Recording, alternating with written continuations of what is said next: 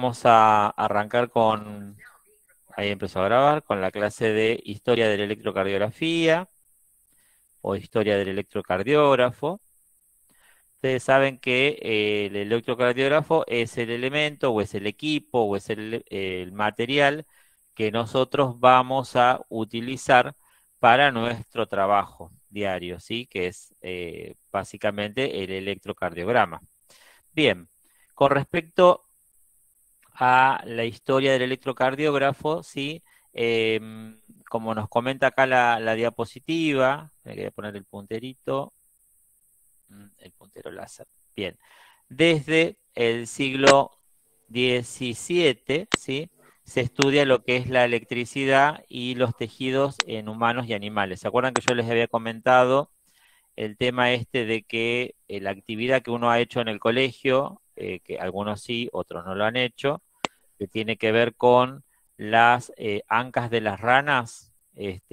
O por ahí no vieron ustedes en alguna situación eh, de que cuando se cocinan las ranas, vuelvo otra vez, No. que cuando se cocinan las ranitas, las patitas de las ranitas, las anquitas, es como que se contraen. Bueno, ¿por qué? Porque tiene ciertas propiedades eléctricas el músculo, y esto tiene que ver con esas propiedades que al principio obviamente se estudiaban a través de diferentes elementos animales, generalmente ratas de laboratorio o en este caso las ranas, ¿no? Mediante pruebas, dice, como dice acá, con ranas, bueno, en algunos casos con perros, obviamente, pero no que los mataban a los perros, sino que con los perros vivos, y hasta en humanos. La medicina fue avanzando hasta lograr, dice, sistemas de detección y tratamiento de ciertas patologías cardíacas como los electrocardiógrafos y los desfibriladores. Toda la aparatología que hoy en día estamos teniendo, ¿sí? Para el diagnóstico, obviamente que en algún momento se ha hecho esta investigación de esta aparatología primero en animales, ¿sí? Así que, bueno, básicamente con el electrocardiógrafo no es la excepción. Bien, eh, dentro de lo que es la historia del electrocardiógrafo, dice, bueno, acá que veremos algunos hechos, ¿sí? Que se desarrollaron desde el siglo XIX hasta nuestros días y que llevaron a la creación del electrocardiógrafo. En general, todos los inventos que tienen que ver con la medicina, el electrocardiógrafo, los equipos de rayos X, que son diagnósticos o inventos, ¿sí? Que revolucionaron la ciencia médica, ¿sí? Imagínense ustedes cómo sería, ¿no? Ver un paciente o tratar una enfermedad o diagnosticar una enfermedad antes de la era, digamos, del electrocardiograma o de la era de la radiología, ¿sí? Antes era toda una cuestión artesanal, ¿sí? El diagnóstico de las enfermedades. Luego, con este invento de la aparatología, que obviamente fue acompañada de otros inventos que también fueron revolucionarios para la humanidad, como la electricidad, como el cable de teléfono, ¿sí? Luego, obviamente, ni hablar con la invención de la computadora, ¿sí? Cuando se inventó la computadora, se revolucionó todo. Esos mismos inventos que ya se habían desarrollado, el electrocardiógrafo, los equipos de radiología, y las propiedades de los rayos X, se modificaron por completo, porque de ahí surgieron después los tomógrafos, surgieron los resonadores, surgieron todas las aparatologías hoy en día que hacen al diagnóstico médico y que tanto nos ayudan, ¿sí? Para el diagnóstico de las enfermedades. Que ahora a uno le parece muy común hacerse una tomografía, hacerse una resonancia, una cámara gamma, ¿sí? Pero imagínense este estudio 50 años atrás, ¿sí? En los padres de uno o ni hablar en los abuelos de uno, ¿sí? No existían todos estos estudios. Entonces, en poquito tiempo, lo mismo que pasa con el tema de los celulares, ¿sí? Hace 10 años o 15 años atrás andábamos con los ladrillos de esos para hablar por teléfono, y hoy en día los teléfonos son mini computadoras, porque lo mismo que estoy haciendo yo en la computadora con ustedes ahora, que es conectarme a una clase y estar en Meet, estoy en el teléfono, y ustedes también, muchos con el teléfono conectados al Google Meet. Entonces, todo esto hace 10 años atrás no lo hubiéramos imaginado, ¿eh? Entonces, lo que pasa es que todos estos inventos van pasando tan rápido, que uno en la vorágine de su vida diaria no se da cuenta. Pero si uno se pone a analizar, bueno, a ver, ¿cuándo se descubrió el tomógrafo? Se descubrió en el año 72, ¿sí? O sea que yo, bueno, nací en el 72, así que imagínense, hace 49 años no hace 50 años que se descubrió el tomógrafo. Así que imagínense el poquito tiempo que ha pasado desde ese inicio, ¿no? Bien, entonces, todo este tema de las aparatologías fueron, digamos, acompañadas con el invento de la electricidad y el invento de todas estas tecnologías que fueron favoreciendo, digamos, la aparatología. Entonces, fíjense, dice, en 1842, ¿sí? Carlos Matteucci, que es un físico italiano y profesor de la Universidad de Pisa. Pisa es en una ciudad de Italia, ¿sí? Demostró cómo la corriente eléctrica acompaña a cada latido cardíaco. Es decir, en ese año, en 1842, este físico demostró, ¿sí? Lo que por ahí a lo mejor en un momento se pensaba, pero no tenían forma de demostrarlo, de que la corriente eléctrica acompañaba a cada latido cardíaco. Es decir, esto que nosotros hablamos del sistema intrínseco y el sistema extrínseco de corriente eléctrica que tiene el corazón, es decir, de inervación, ¿sí? En un momento se pensaba, se sospechaba, pero en realidad, digamos, no se tenía demostrado. Recién en 1842 este físico hizo ese descubrimiento. Para dicha demostración, dice, volvió otra vez pobrecita con la rana, que a ustedes no les gusta que yo le hable de la rana, pero bueno, en esto está todo metido la rana. Dicha demostración, dice, utilizó un nervio extraído del anca de una rana. El anca sería la pata trasera de la rana, ¿sí? Utilizándola como un sensor eléctrico. Cuando el músculo del anca se contraía, se utilizaba como signo visual de la actividad eléctrica, ¿sí? Entonces, acá está el gráfico, fíjense. Esta sería la parte de las ancas de la rana. Bueno, acá pobrecita la rana sí la sacrificaron, ¿sí? Porque está solamente en la parte de atrás.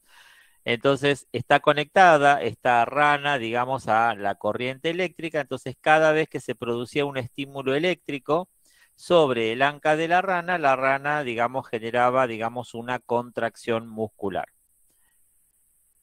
Bien, en 1856 confirman que una corriente eléctrica acompaña a cada latido. Ahí recién en 1856. Al aplicar un galvanómetro es la base del electrocardiógrafo. Vamos a ver que dentro de las partes del electrocardiógrafo, su composición es un galvanómetro, ¿sí? Colocando un galvanómetro en la base y en el ápice del ventrículo expuesto. Es decir, ahí era sobre un corazón, digamos, de un paciente que tenía el pecho abierto por una cirugía o por alguna situación particular. Estaba expuesto el ventrículo del paciente y entonces colocaban un galvanómetro y confirmaban que realmente es como vieron los contadores que tienen los electricistas cuando vienen a arreglarnos la casa, la electricidad, y quieren saber si hay corriente en un enchufe, que ponen un aparatito y el aparatito levanta una aguja. Bueno, eso sería un galvanómetro.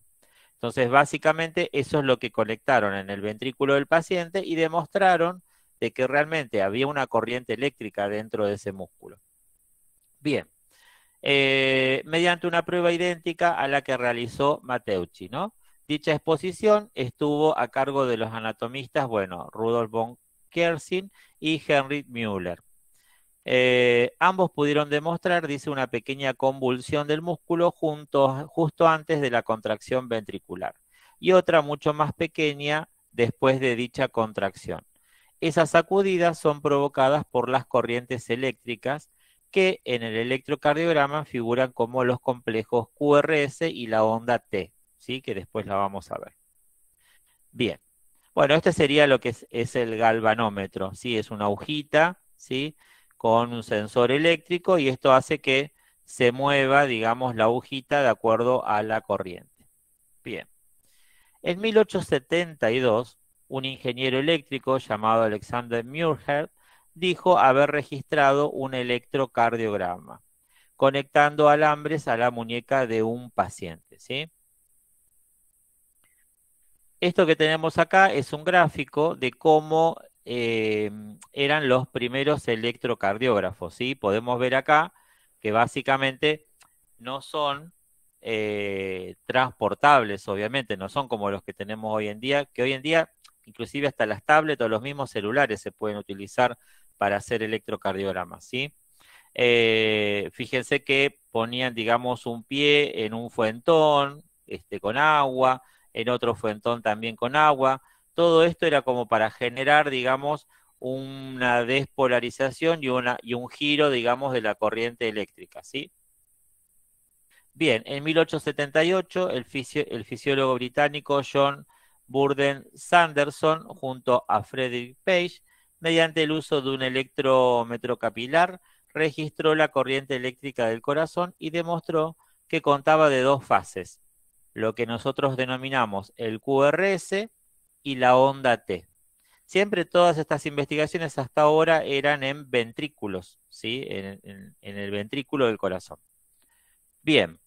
A finales, estos que hablamos de QRS y onda T, básicamente, ¿qué serían? La sístole y la diástole, que estuvimos hablando en la clase de ciclo cardíaco, ¿sí? Cuando se produce la contracción del ventrículo, se va a generar el QRS, y cuando se produce la relajación del ventrículo, que es la despolarización, se va a producir la onda T, ¿sí? A finales del siglo XIX, Weller, que también era un fisiólogo británico, fue el primero, dice, en acercarse al corazón bajo el punto de vista eléctrico y publicar el primer electrocardiograma humano registrado con un galvanómetro capilar. Dos británicos fisiólogos, William Bayliss y Edward Starling del University College de Londres, mejoraron ese galvanómetro capilar, dice, al conectarlo a la mano derecha y mostraron una variación trifásica. ¿Qué quiere decir? Que acompañaba cada latido una onda P. Ustedes me escuchan, ¿no? Porque la del celular se me desconectó. ¿Me escuchan, no? Ustedes no se desconectó. Sí, profe, se Sí, sí, escucha. profe, se escucha. Perfecto. Si se me desconectó del Sí, te celu, no sé escucho. por qué. Bien, entonces, ahí como una corriente trifásica, que esas dos ondas que se veían antes, que eran el QRS y la onda T, descubrieron que había otra onda más eléctrica, que era, la llamaron onda P, porque estaba antes del QRS. Entonces van en orden alfabético, ¿sí? Nosotros ahora sí ya sabemos que esa onda P, ¿a qué corresponde esa onda P? ¿A qué les parece que corresponde esa onda P? Yo me tiro el lance, profe, es decir, Sí, hay que tirarse al lance. a la onda, a la emisión del nódulo sinusal. Claro, exacto, al Ay, impulso del nódulo sinusal, que sería ¿qué cosa? La contracción auricular. Esa activación del nódulo sinusal va a generar la sístole auricular, y esa sístole auricular va a estar representada por la onda P. ¿Sí? Exacto, muy bien. Es decir, que ese impulso eléctrico que arranca en el nódulo sinusal es la que me va a generar mi onda P. ¿Sí? Desde el punto de vista, acá estamos hablando del punto de vista eléctrico. ¿Sí? ¿Se acuerdan que cuando dije el otro día que hablábamos del electrocardiograma, podemos hablar desde el punto eléctrico o desde el punto de vista, digamos, de lo que es el ciclo cardíaco, que es lo que vieron con la licenciada Moglia, ¿sí? Esa sístole, esa diástole, esa contracción, esa relajación, es la respuesta mecánica a esta respuesta eléctrica, ¿sí? Bien, entonces acá decía que era trifásica. Primero teníamos una onda P, el QRS, que el QRS dijimos que correspondía a qué cosa? A la contracción ventricular o sístole ventricular. Ya en lo sucesivo, en las próximas clases, no vamos a decir más contracción ni relajación. vamos a decir sístole o diástole cuando estemos hablando del ciclo cardíaco, o vamos a hablar de despolarización o repolarización eléctrica, ¿sí? Bien. Y la onda T, que corresponde a la diástole ventricular, ¿sí? O fenómeno de repolarización, ¿sí? Bien, además señalaron, dice, un retraso de 0,13 segundos entre la estimulación atrial o de las aurículas y la despolarización de los ventrículos, que lo denominaron intervalo PR. Fíjense cómo ya vamos analizando desde el punto de vista eléctrico y del descubrimiento cómo, ¿sí?, se llama cada una de las partes del electrocardiograma. Es decir, que ellos notaban que teníamos el nódulo sinusal, que generaba un impulso eléctrico que activaba las aurículas y producía la sístole auricular, que después cuando se producía el QRS o sístole ventricular, había un retardo entre la P y el QRS, que ese retardo era de 0,13 segundos, y que ¿dónde se producía ese retardo? En el nódulo auriculoventricular, que es el que vimos que era la segunda estación, ¿sí?, de ese sistema de conducción, y que yo les había dicho que ese nódulo auriculoventricular era como la estación de peaje, ¿sí? Viene el impulso eléctrico, ahí frena en la estación de peaje, paga el peaje y una vez que paga el peaje se abre la barrera y sigue pasando el impulso eléctrico para que se contraigan los ventrículos, ¿sí? Bien, a ese periodo donde no hay un impulso eléctrico entre la aurícula y el ventrículo, es lo que nosotros llamamos el intervalo PR, ¿sí? Bien, ¿hasta ahí estamos? Sí, ¿Sí? Bien, perfecto. Bien, el holandés dice Willem Einthoven, acá ya estamos hablando de alguien que sí tenemos que acordarnos el apellido, ¿sí? Los otros por ahí si no nos acordamos el apellido no pasa nada, son anecdotarios, ¿sí? Pero este Willem Einthoven, que era holandés, en 1903, desarrolló el primer galvanómetro de hilo y constaba, dice, de un hilo o alambre conductor que pasaba a través de un campo magnético. Esto, dice, permitió reflejar las variaciones de potencial eléctrico del corazón, consiguiendo así el primer electrocardiograma. Este primer aparato requería de 5 personas para poder utilizarse y pesaba, fíjense cuánto pesaba el primer electrocardiógrafo, 270 kilos. ¿Sí? ¿Vieron cuando yo les hablo de que en poquito tiempo cómo va cambiando la ciencia médica? Lo que hoy a lo mejor nos parece wow, que es un reaparato de diagnóstico, capaz que en 50 años va a ser, digamos, algo que uno decía, ¿cómo podíamos hacer un diagnóstico con una resonancia magnética, ¿no? Y por ahí aparece otra cosa mucho más nueva. tal cual. Bien, fíjense, en 1903, ahí Einthoven, ¿sí?, realiza, digamos, el primer electrocardiograma y pesaba 270 kilos el aparato de electro, ¿sí? Bien, bueno, esta es la cara de Beethoven, ¿sí? Para que lo vayan conociendo.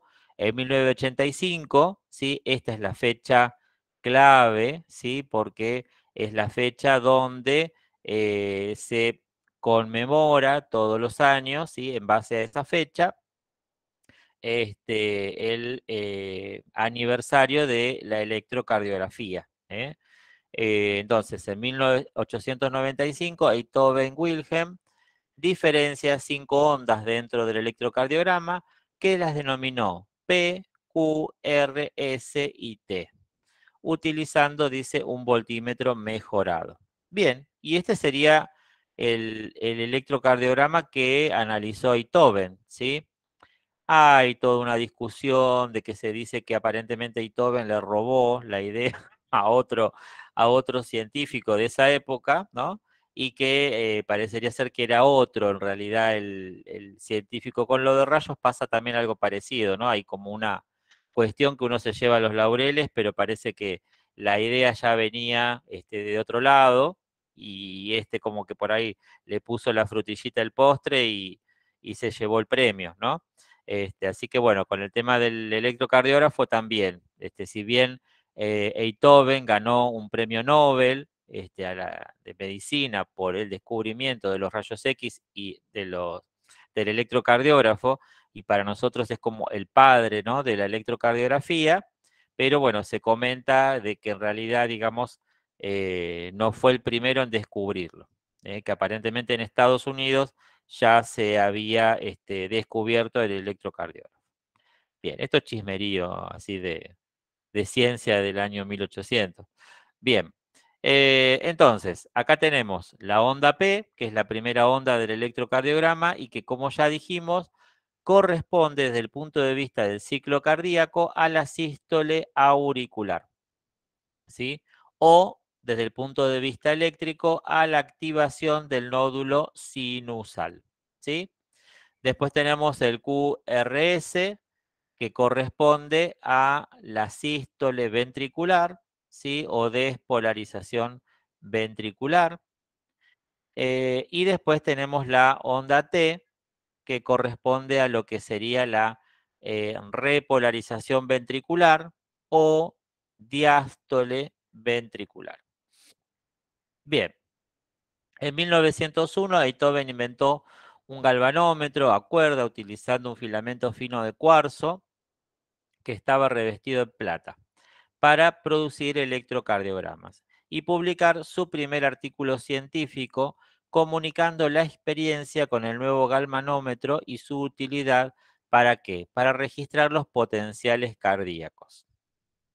Pocos años después, Beethoven comienza a transmitir electrocardiogramas desde el hospital a su laboratorio, que se encontraba a 1.5 kilómetros vía cable de teléfono. Esto era lo que yo les decía hoy, o sea, es como que fueron apareciendo, ¿no?, todos los inventos en simultáneo, ¿no? El tema de la electricidad, el tema del cable de teléfono, todas estas cuestiones fueron apareciendo y fueron permitiendo de que estos inventos fueran trasladables y se pudieran utilizar a gran escala.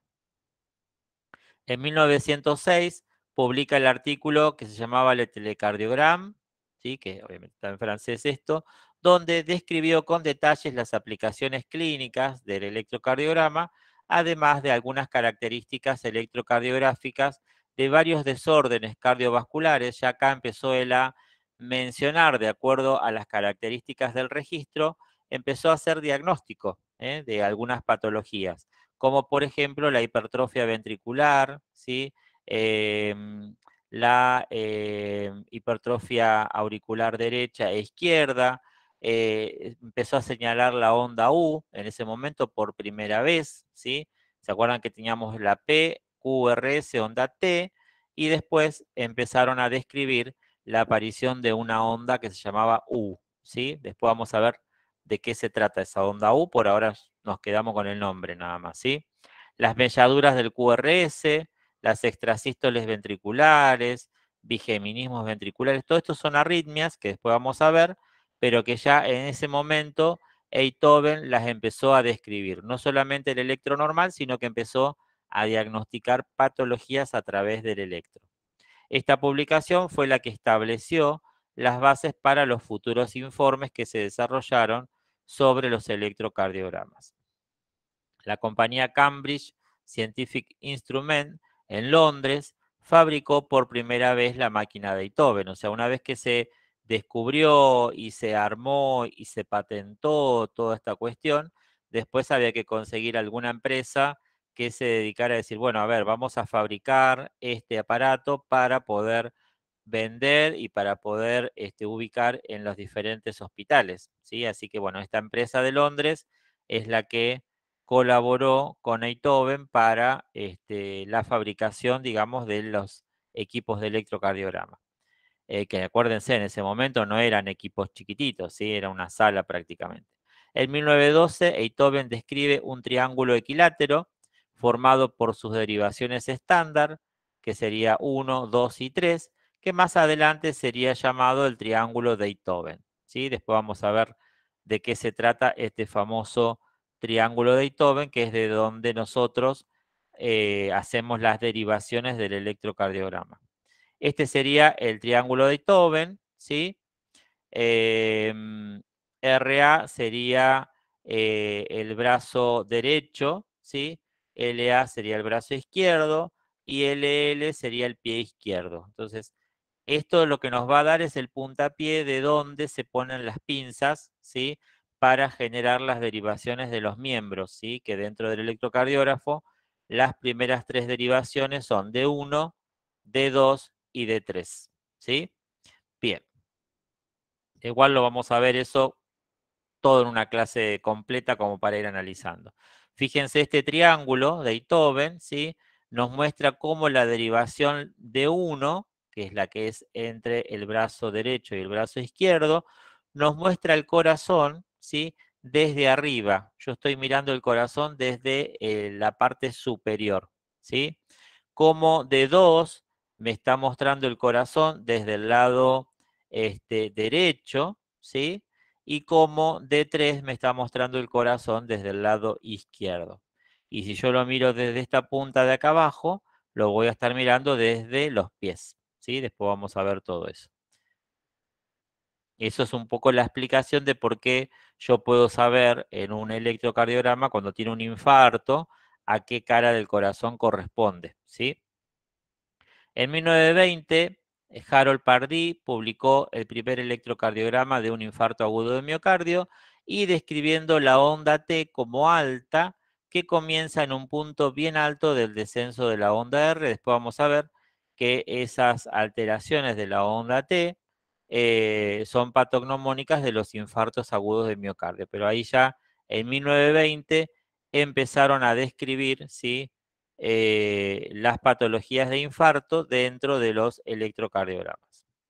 En 1924, Einthoven, ¿sí? Recibe el premio Nobel. Fíjense que muchos años después, ¿sí? de inventar el electrocardiograma, ¿no? Recibe el premio Nobel por inventar el electrocardiógrafo. Ese mismo año, basándose en la forma de la onda de pulso yugular en pacientes con bloqueos de segundo grado, Waldemar Movitz publicó su clasificación de los bloqueos cardíacos tipo Movitz 1 y Movitz 2, que después cuando veamos patología, estos nombres, Movitz 1 y Movitz 2, van a ver que los vamos a volver a mencionar, ¿sí?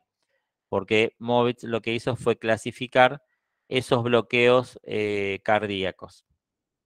En 1928 la compañía Frank Sanborn produce el primer electrocardiógrafo portátil.